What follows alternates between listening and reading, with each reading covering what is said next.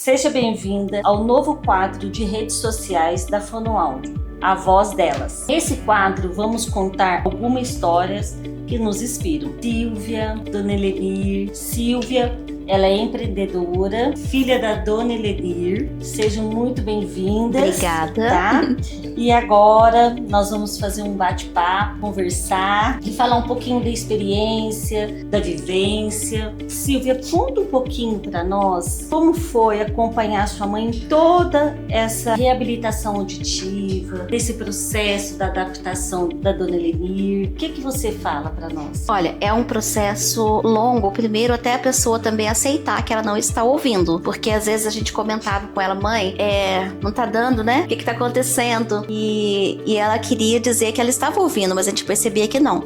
Então, quando o momento que ela aceitou isso, nós fomos para Pouso Alegre, pelo SUS, para conseguir.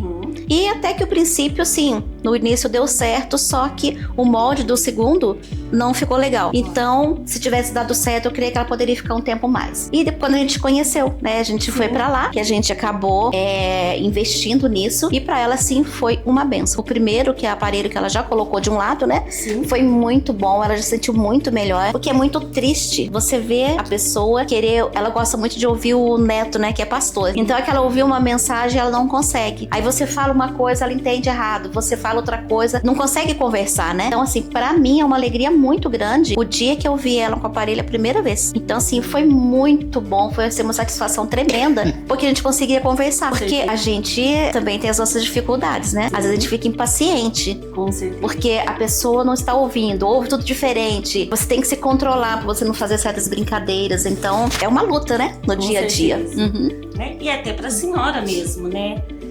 Escuta, mas não entende, um fala, acaba ficando isolada. O que a senhora fala? Eu achei muito bom, né? Depois que conheci você, que nós arrumamos meu aparelho, gostei muito. Agora falando um pouquinho da vida sua, de empreendedorismo, de trabalho, o que te motiva a trilhar na sua vida profissional? Eu nunca fiquei parada, né? Acho que assim, o meu pai era uma pessoa que trabalhava na feira, era um empreendedor, mas eu trabalhava com o Valdemir, com meu esposa na imobiliária. Sim. Só que com o tempo as foram mudando e nós fizemos uma sociedade. Eu não quis mais ficar nisso, eu queria algo para mim. Comecei a trabalhar, fui para outro lugar, não deu muito certo, até que eu conheci um amigo muito querido, eu falo que o nome Ciates é por causa dele, porque ele me chamava de Si, então eu coloquei o Ciates por isso. Mas eu conheci o design, então para mim foi algo assim muito bacana, que eu passei a investir mais. E com isso foi puxando outras coisas. Os meus clientes, por exemplo, eu fazia algo, eles queriam outra, aí eu acabei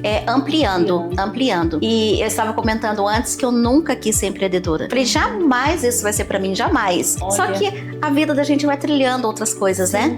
E uns anos atrás eu tive um mentor e, gente, foi assim, tremendo. Então ele me ajudou muito sobre isso, porque eu tinha medo de empreender. Então eu falei, não, gente, não é pra mim, isso aqui não vai dar certo, né? Mas a gente vai dando um passo de cada vez, vai construindo e estamos aqui pra crescer cada dia, né? Com certeza. E assim, falando de tudo isso, como que você concilia os cuidados pessoal, os cuidados com a sua mãe e o seu bem-estar?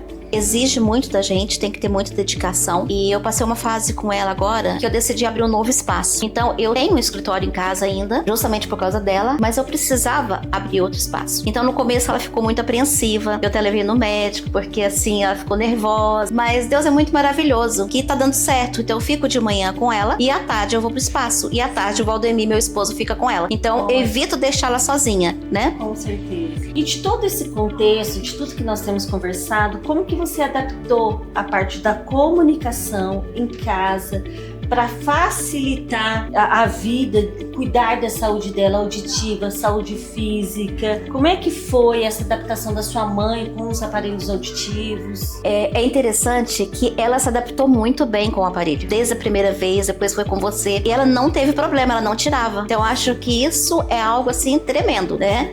Agora, pra eu me adaptar, era interessante que às vezes a pessoa não escuta muito, a gente começa a falar alto. E é interessante que o meu marido falava alto, eu falava alto. Aí teve um dia que eu ouvi ele falando, né? Falei assim, bem, não fala alto com a minha mãe, não precisa. Mas se eu não falar alto, ela não escuta. Só que eu também falava. E quando ela começou a ouvir, um dia ela falou assim, não precisa gritar não, que eu tô ouvindo. Então aí a gente percebeu que a gente também estava falando alto por ela. E falar que é fácil, não foi. Teve uma época que foi difícil. Eu até procurei uma psicóloga, uma amiga minha, e a gente ficou um ano trabalhando nesse sentido. E eu falei pra ela, olha, eu preciso que você me ajude, porque eu tenho que mudar. A minha mãe com 80 anos não vai mudar, mas eu não estou sabendo como lidar com ela. Então foi um tempo muito bom. E eu lembro que quando terminou um ano, ela falou pra mim assim, olha, eu vou te dar alto. Falou, oh, glória a Deus. Então assim, a gente também tem que fazer a nossa parte. Falar que é fácil, não é fácil. Por isso que tem pessoas pra gente procurar ajuda, né? Com certeza. Então, procurando ajuda, eu creio que tem dado certo. Uma coisa muito importante é respeitar os nossos limites, né? Com certeza. Tá tudo bem, né? Uhum. Tá tudo bem, Sim. Nós temos os nossos limites, né? Com certeza. Agora, qual o som do cotidiano que mais te emociona ao lado da sua mãe quando vocês escutam? A minha alegria é quando ela está sentada ouvindo o Fabrício, meu filho, pregar e ouvir. Então, era o sonho que ela tinha vontade e ficar na frente, olhar no YouTube, saber ouvir para poder, por exemplo, fazer até um crochê, coisa que ela não conseguia. Hoje, por exemplo, ela saiu tão feliz lá do Marketplace, que ela foi lá comigo, ela falou, ai, deixa eu te contar. Na hora eu pensei, falei, gente, em outra época ela não contava, porque ela não ouvia. Sim. Aí agora ela contou, falou o que eles tinham falado, eu falei, realmente ela ouviu. Então isso não tem preço, de você saber que a pessoa tá feliz, tá ouvindo. Antes a gente até brincava, né? Aí falava alguma coisa dela, ela não ouvia, pra ver se ela tava ouvindo. Agora nem fala, agora você tá escutando demais. E é muito bom, né? Ouvir. Porque a gente fala aquilo que escuta, não é? E Verdade. ouvir o Fabrício pregar as pregações, ouvir um louvor. O neto dela, né, o Fabrício e o Fabiano. Fabiano, essa é a paixão dela, porque ele liga sempre, é solteiro, tem mais tempo, né? Então antes ele ligava, ela não ouvia, ela falava assim, fala pra mim que eu não escuto nada. Hoje não, hoje ele fala com ela responde, ela consegue interagir com ele. Isso é então muito bom, isso né? é tremendo, é muito bom. E a senhora, o que a senhora fala? Ah, fica alegre. Fica alegre, né?